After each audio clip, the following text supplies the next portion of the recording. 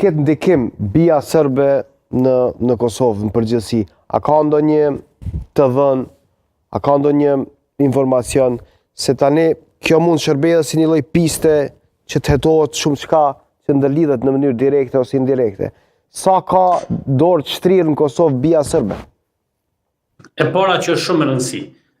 Në qeverinë e Republikës Kosovës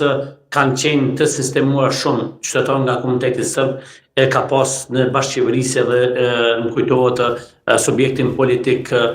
Lista Srpska, e cila sipas informacioneve të cilat ne kemi punu derisa kisha angazhim në Agjencinë e Kosovës për Inteligjencë, e kanë qenë të gjithë të aprovuar nga bija serbe për të qenë pjesë e qeverisë Kosovës. Asnjë person i cili është punësuar në qeverinë e Kosovës, në policinë e Kosovës, nga komuniteti serb, nuk ka mundur që të kaloj tutje pa marrë miratimin e bija serbe. Kjo është shqetësimi kryesor, sepse ne kuadër të institucioneve të zbatimit të drejtësisë, si që janë prokuria, policia, gjykata, pjesë të institucioneve tjera të sigurisë apo edhe të qeverisë, janë angazhuar qytetarë të komunitetit serb nga enklavat serbes dhe që kanë marrë miratimin dhe bekimin nga bija dhe të njëjtin, sipas informacioneve që neve e kemi përmendur të kaluarat, kanë qenë të detyruar që në baza javore të raportojnë për gjitha informacionet eventuale, qofshin parsore, dytësore, çfarë do niveli të informacion që ata kanë pasë, duke përdorur edhe të dhënat e veturave zyrtare. Ju e dini një fakt që të gjitha veturat e Agjencisë Kosovës për Inteligjencë, të cilat janë përdorur për transport deri në institucionet e qeverisë së Republikës Kosovës, kanë qenë, mund të themi, të ekspozuara para mundësisë që t'i merren targat nga zyrtar të komunitetit serb, të cilët kanë punuar në kuadër të institucionit të Republikës Kosovës dhe të njëjtat të jenë në dorë në dispozicion të shërbimit sekret bija. E dyta që është shumë e rëndësishme, më njëherë pas luftës ne kemi pas një kriter që personat të cilët mund punojnë për prokurinë dhe gjykatën duhet të jenë personat të cilët kanë pasur 5 vite përvojë në gjykatë dhe prokuri, me çka nënkupton se të njëjtit personat të cilët kanë pasur mundësi që të shërbejnë në të kaluarën për drejtësinë e Serbisë kanë mundur që të punësojnë, sepse të tjerët nuk kanë pasur mundësi për shkak kriterit që ka qenë jashtë për në atë kohë dhe i pati kalueshëm përvoja 5 vjeçare. Duhet të nisim nga këtu, nëse dëshirojmë të flasim drejt qytetarëve të Republikës Kosovës, ta them edhe ata që u tha dhe nga bashkëbiseduesit aty se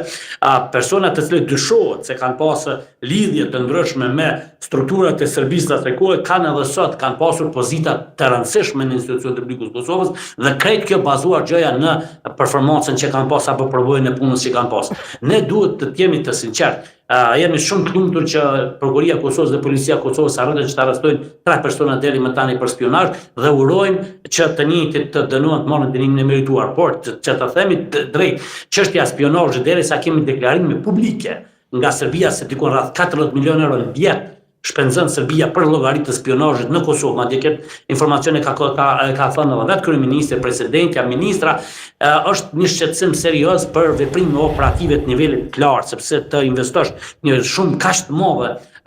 në sistem operativ të spionazhit vërtet është një goditje serioze dhe një sfidë shumë e madhe për Republikën e Kosovës. Prandaj mund të themi, përtej asaj, nëse vërtet institucionet e Republikës Kosovës, Agjencia e Kosovës për Inteligjencë, e cila ka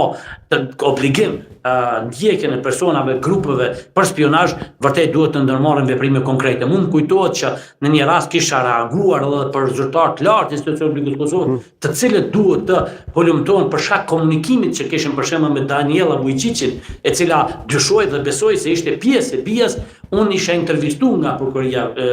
Speciale e Republikës Kosovës. Daniela Vujčić ka qenë ajo që e ka hartuar edhe draft statutin e asociacionit për Serbinë. Në fakt ajo është deputete e Aleksandar Vučićit i bjen, që vjen nga Kosova, edhe që në emën të zyrtare e bijës në departamentin e spionazhit, përkatësisht drejtorinë kundër terrorizmit, departamentin e spionazhit. Ju jeni të sigurt që ajo ka qenë edhe pjesë e bijës? Sigurisht e kam thënë publikisht, gjithashtu e njëjta ka pas marrëdhënie të jashtëzakonshme me zyrtar të lartë qeverisë Kosovës, të cilët në atë kohë kisha denoncuar dhe janë përgjigjur para prokurisë speciale në çështjen e fjalë, ku kam dhënë dëshminë në cilësinë e dëshmitarit, por deri më tani nuk kam parë ndonjë veprim konkret në rastin konkret për sa se personat lidhjet e Vujčićit kanë qenë me zyrtar qeveritar kosovar që vinë nga komuniteti serb apo nga komuniteti shqiptar. Nga komuniteti shqiptar me kë? Në atë kohë e kanë bërë publike, kanë qenë me zëvendës kryeministrin e Republikës Kosovës Besnik Bisllin. Madje kam përmend takime konkrete që janë mbajtur në Shkup dhe i kam deponuar me data, me orë, me dhoma, me gjitha, i kam deponuar në strukturat e sigurisë së Republikës Kosovës, përfshi këtu edhe Prokurorin Speciale të Republikës Kosovës dhe zyrtarët lartë policorë të cilët janë nga njësitë krime të rënda dhe që merren me çështën. Dhe për këtë ka pas proces, ju thoni? Po, unë jam intervistuar në cilësinë e dëshmitarit. Dhe ku ka shkuar kjo çështje? Ju siç e dini nuk ka zakonisht feedback për veprimet që janë ndërmarrë, por unë personalisht e kam kryer obligimin qytetar dhe nuk është i pari obligim që e kam kryer qytetar kundrejt veprimeve të spionazhit, por kur është në pyetje figura personalitete të fuqishme, jo që nuk bëhen veprime konkrete, po madje ndoshta edhe jemi rrezikuar nga pikërisht zyrtarët e A jeni të gatshëm të jepni përgjegjësi penale nëse nuk është kjo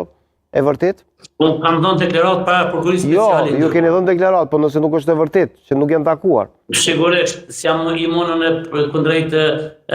domthonë veprës penale të deklarimit të rrënjshëm. Jam i vetëdijshëm për veprën penale të deklarimit të rrënjshëm. Po, se çështja e Vujiciqit ka qenë goxha problematike, sidomos